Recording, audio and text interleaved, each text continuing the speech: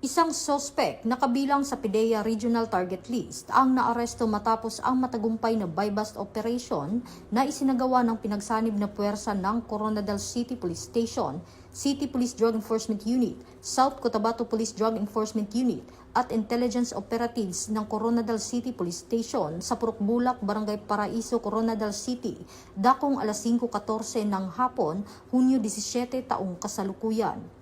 Kinilala ang naarestong sospek na si alias Mark, 35 anyos, laborer at residente ng Barangay Rizal, Banga, South Cotabato.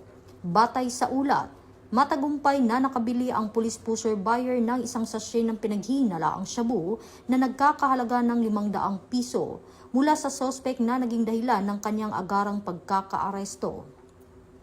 Nakumpiska ang 2 sachet ng pinaghihinalaang shabu na may tinatayang timbang na humigit kumulang 5 gramo at may tinatayang halaga na 34,000 piso. Mula dito sa Campo Crame, ako ang inyong PNN correspondent, Patrolwoman Resalie Umalay, nagbabalita para sa Police News Network, alagad ng batas, tagataguyod ng balitang pulis.